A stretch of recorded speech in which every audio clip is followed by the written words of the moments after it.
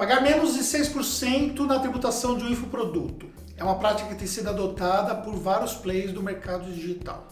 Nesse vídeo aqui eu vou esclarecer quais são os pontos adotados em relação a essa prática que você precisa saber para você poder entender como que tudo isso é embasado e quais são os cuidados que você precisa ter. Então assiste o vídeo inteiro para que você possa então entender tudo aquilo que eu preparei para vocês aqui. Vamos lá. Primeira situação. Para isso acontecer, as empresas elas têm que ser empresas do lucro presumido. No Simples Nacional você tem uma tabela que é uma tabela já progressiva de imposto. Então seu imposto pode chegar muito mais alto. Quando você vai para o lucro presumido, você vai ter um imposto que vai ser praticamente fixo, né? Existe uma situação só, que é a situação do RPJ, que ela vai ter uma variação. Do mais, vai ser fixo. E você tem um limite ali de faturamento ali muito superior. Então, quando você olha para uma empresa de serviços, somando tudo que ela vai pagar de imposto, ela vai ter uma alíquota de 13,33% se o ISS for de 2%, ou pode ser mais do que isso, se o ISS for superior. E fora isso, ela vai ter um adicional de IR, que eu não coloquei o percentual aqui embaixo, porque existe uma regra específica onde você tem uma isenção até 20 mil da base de cálculo. Eu não vou entrar nesse critério que vai confundir muito o vídeo, mas basicamente você vai ter mais 10% aqui sobre 4,8% no caso, tá bom? Se essa empresa for uma empresa de comércio, aí vai ter 5,93% também, mais 10%, só que aqui sobre 1,20%, que seria a alíquota direta do IRPJ. Perfeito. Feito isso, quais são os fatores que nós temos que considerar? Tá, nós estamos falando de infoproduto. Para você chegar a uma tributação tão baixa, então você está caracterizando essa empresa como sendo um comércio, tá certo? Consequentemente, para você caracterizar isso, você tem que colocar uma atividade específica para isso. Então, vamos mais adiante, depois nós vamos falar sobre ICMS. E aí, nisso, o que acontece? Essas empresas, nesse processo de transformação, elas passam a adotar códigos relativos a comércio de livro e edição de livros, além das atividades comuns que ela já teria antes para infoproduto, venda de cursos, etc. Só que, nesse aspecto aqui, essas atividades elas estariam ali sujeitas ao recolhimento do ICMS. Então lembra aqui, ó, dentro do serviço nós teríamos a tributação do ISS. No comércio nós temos a tributação do ICMS. Só que para fazer sentido você pagar abaixo de 6%, ou seja, hipoteticamente aqui estamos falando de 5,93%, em alguns casos até se exclui os 3% do COFINS e mais 0,65%, ou seja, a tributação fica mais abaixo ainda por conta disso, você não pode pagar o ICMS. E para você não pagar o ICMS, ao colocar a sua empresa como edição de livros, você teria a questão do e-book. Peraí, mas estamos falando de infoproduto, falando de e-book? Pois bem, aí começa um aspecto que é a caracterização do infoproduto como se fosse ali tendo uma imunidade tributária. Um assunto que eu já falei aqui no nosso canal e eu não vou ser redundante em relação a isso, inclusive tem artigos dentro do nosso blog falando especificamente sobre isso, tá bom? Mas nós vamos falar mais adiante para você poder entender um pouco mais sobre a fragilidade desse aspecto. Só que você tem uma outra situação que é o seguinte: a mudança do lucro do Simples Nacional para o lucro presumido só pode acontecer no mês de janeiro. É onde você faz a opção. Você sai, por exemplo, do Simples Nacional para o lucro presumido ou vice-versa dentro do mês de janeiro. Só que você pode sim ter situações onde você pode ser desenquadrado, ou seja, você pode especificamente perder esse enquadramento ou ser excluído por obrigatoriedade. Nesse caso, acontece o seguinte: quando você tem uma situação que acontece no mês, essa exclusão por obrigatoriedade aconteceria no primeiro dia útil do mês seguinte. E como que isso acontece? Isso está previsto no artigo 15º lá da resolução do Comitê Gestor do Simples Nacional 140. E dentre essas possibilidades, existe a possibilidade de você ter uma atividade vedada e nessa atividade vedada você tem que fazer a exclusão automática. Ou seja, na prática, eu meto uma atividade vedada aqui junto com essas atividades aqui e aí eu sou obrigado a me excluir ali do Simples Nacional. Tá bom. Quais são os pontos de atenção e fragilidades dessa situação toda? Então, ponto número 1, a questão do conceito de infoproduto. Lembra que nós falamos que especificamente para ter essa tributação, eu precisaria ter uma atividade de comércio no lucro presumido e aí eu tenho a questão do conceito do infoproduto. O infoproduto é um comércio ou é um serviço? Ah, mas eu estou falando de infoproduto. Pois é, se apegando à questão do produto, a gente poderia dizer que é um comércio. Só que, o que nós estamos de fato entregando para o nosso cliente? Nós estamos entregando um produto de fato, existe uma conceitualização do que é de fato um produto para se caracterizar, por exemplo, uma empresa que vai ter uma inscrição estadual. E aí, especificamente, quando não há a entrega desse produto, no caso do e-book, por exemplo, eu estou entregando... Ah, mas por que eu não posso dizer que é tudo e-book? Porque aí também tem a questão específica aplicada a e-book. Então, o que existe nessa conceitualização do infoproduto é algo ainda muito fragilizado, que pode te gerar problemas quando você diz que esse infoproduto, na verdade, ele é factível ali do ponto de vista de ICMS ou considerado como produto de fato. Então, esse é um fator que você precisa levar em consideração ao adotar essa estratégia. Porque simplesmente você pode ter ali a questão do legislador, ele pode falar que não, que você está tendo um conceito completamente equivocado. Então, precisa tomar cuidado em relação a isso. Segundo aspecto, o Código de Atividade de Livros, né, que vai ser o CNAE específico de livros. Quando é que você vai adotar o Código CNAE de livros dentro do mercado digital? Quando de fato tem um livro, que pode ser o livro digital especificamente, no caso do e-book. E, consequentemente, eu tenho ali a questão aplicada a e-book, que é a imunidade tributária. Só que se eu não tenho um e-book, porque o conceito de e-book, ele é exatamente o que é o conceito de um livro físico, só que numa versão digital. Tanto que existe a questão da tributação, existe a imunidade inclusive para os e-readers, que seriam os leitores ali do próprio e-book. Ou seja, é estendido inclusive ali aos aparelhos que são utilizados para fazer a leitura. Ou seja, é um conceito muito específico. E aí eu pegar um curso digital e dizer que se trata de um infoproduto e aplicar a questão do CNAE de imunidade para poder ter essa questão toda de diminuição de carga, é uma outra fragilidade que deve ser levada em consideração. Terceira, a questão própria da imunidade. Nós temos a imunidade tanto do ICMS, do PIS e do COFINS. O que acontece nessa questão da imunidade? É óbvio que o agente fiscalizador ele vai levar em consideração se de fato a imunidade existe mesmo. Tanto que existem empresas que estão adotando esse tipo de estratégia e quando se trata aqui da tributação, estão tributando o PIS e o COFINS e mantendo a alíquota de 5,93.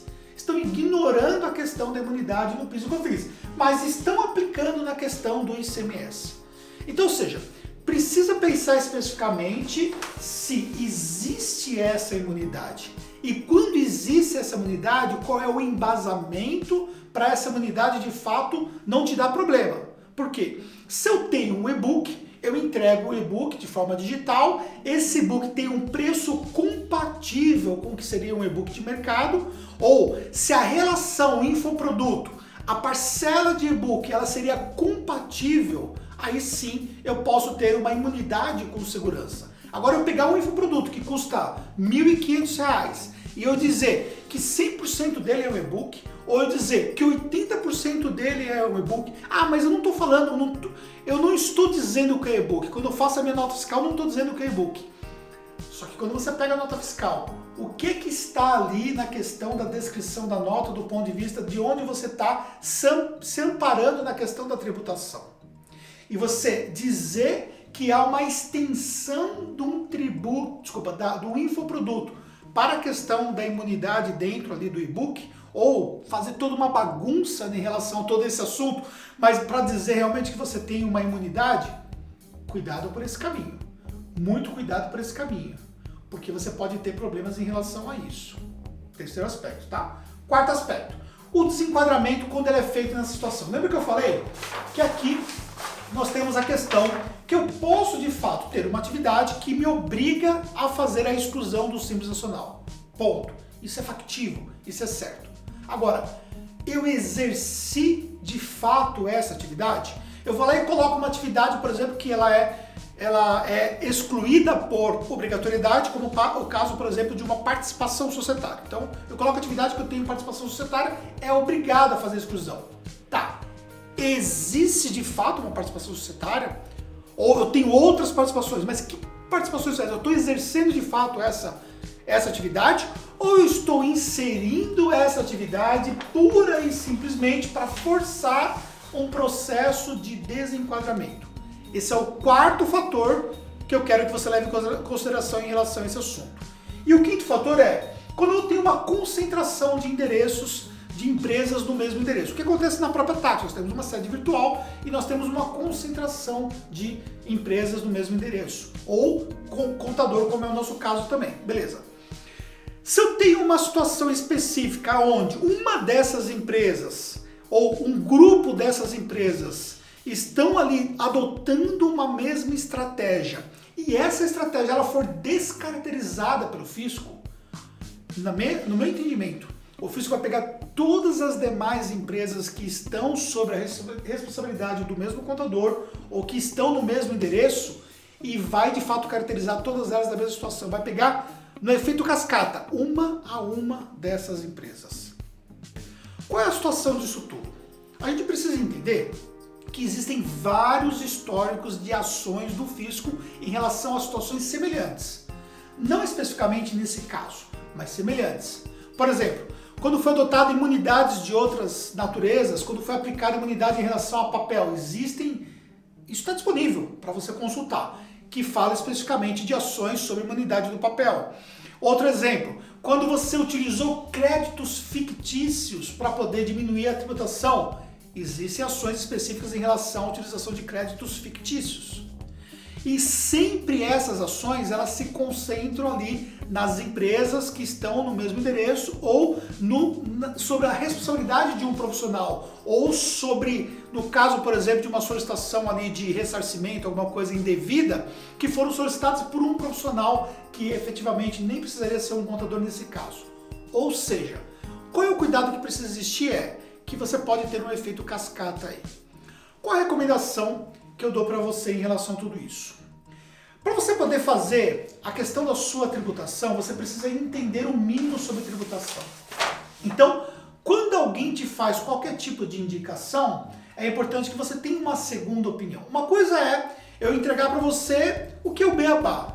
A empresa do Simples Nacional, KNAI é tal, tributação é tal, progressiva, assim por diante e tal. Isso é o beabá. Isso aí é uma coisa, por exemplo, que nós já fazemos há muitos anos. Aí nós vamos para um outro caminho, que é, vamos fazer um planejamento tributário, ter uma redução tributária, de fato essa empresa tem um e-book, tem uma situação e tal. Então aí você já entra para um outro caminho.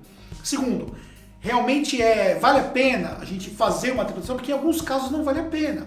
Porque você fala assim, a alíquota do Simples Nacional pode chegar a 16%, mas tem a questão da alíquota efetiva. E às vezes quando você compara, por exemplo, ali uma empresa que está numa alíquota, por exemplo, de 10%, e você tem uma situação que às vezes o favorável não vale tanto a pena assim, quando você tem algo que te dá segurança jurídica.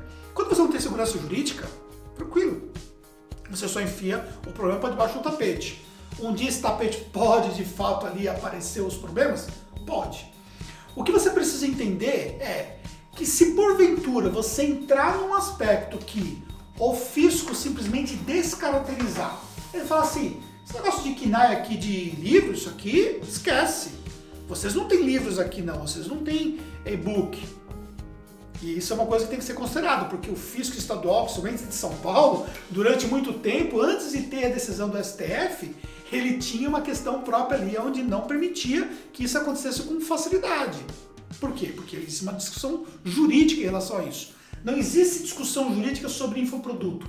Existia a discussão jurídica que foi pacificada especificamente com relação à imunidade tributária sobre livros e sobre os e-books no caso. Ponto. Então, ou seja, considere que tudo isso pode ser descaracterizado. Então a recomendação é busque a opinião de um segundo profissional. E esse segundo profissional, que deve ser qualificado para isso, ele vai te dar ali uma orientação específica sobre os casos, sobre os riscos que você tem. Até para poder produzir esse conteúdo aqui, até o momento que você está assistindo esse conteúdo aqui, esse vídeo foi validado também por colegas, amigos meus, que trabalham com infoprodutos de forma séria e que validaram também. E também colegas que são tributaristas. Antes de você assistir esse vídeo na internet, esse vídeo foi primeiro validado. Porque eu posso falar alguma besteira. Eu posso simplesmente confundir alguma coisa aqui e posso levar você a ter um entendimento incorreto pelo fato de usar uma didática bacana. Da mesma forma também que eu posso pegar uma proposta e fazer uma proposta para você e falar o seguinte, ó, você estava pagando até então, você estava pagando 12% de imposto. Agora, ó, nós temos aqui uma tributação que estava errada aqui, que a gente vai corrigir isso aqui, isso aqui, isso aqui. Eu mostro só aquilo que eu quero mostrar e falo, não, nós vamos fazer uma alteração na sua empresa, vamos fazer isso, isso, aquilo, e você vai pagar R$ 5,93 ou até menos. Você exclui, por exemplo, aqui, ó, pega 5,93 e aí você exclui os pontos 65 do PIS e 3% do COFINS. E aí você vai ter, ó, desculpa, 5,93, ponto 65 menos 3, você vai ter 2,28. Esses dias eu vi num grupo de Facebook, o cara postou lá, eu pago 2,28. Cara, tu pode pagar o que você quer. Você pode colocar o valor que você quer. Você pode dizer que o seu faturamento não era X e é Y. Aquilo que você vai colocar, que você vai declarar para o fisco, como você vai declarar, isso é uma coisa que você vai decidir junto com o seu contador. A questão que você tem que levar em consideração é, e se você tiver algum tipo de problema?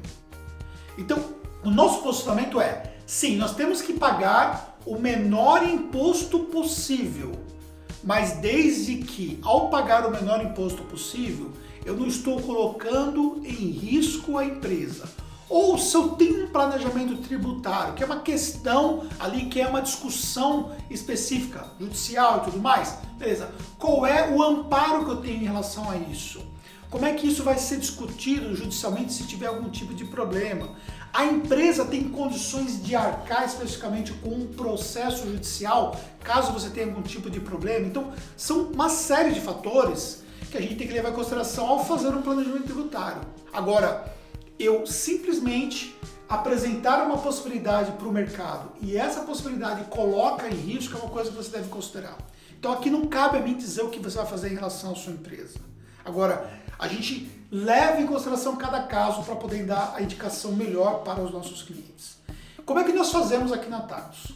Quando nós temos uma situação onde o cliente de fato tem condições de fazer um processo de planejamento tributário, nós vamos fazer um estudo individualizado desse cliente. E nesse estudo nós vamos apresentar para ele o que é que ele conseguiria reduzir da carga tributária, que às vezes o percentual não chega perto disso aqui, né, comparado se ele estava no Simples Nacional, mas vai ter uma redução tributária sim. E aí eu faço um comparativo para ele dizendo o seguinte, ó, você pode fazer dessa forma e para você fazer dessa forma nós vamos ter que fazer isso e aquilo. Ponto. Aí o cliente decide o que ele de fato quer fazer, mas com segurança jurídica. Agora, eu fazer algo que não vai dar segurança jurídica para o meu cliente só para ele pagar menos imposto e com isso atrair uma série de empresas que também vão visar ali ter essa redução tributária, isso eu não vejo como sendo algo alternativo em relação à nossa empresa, porque nós temos uma regra de compliance.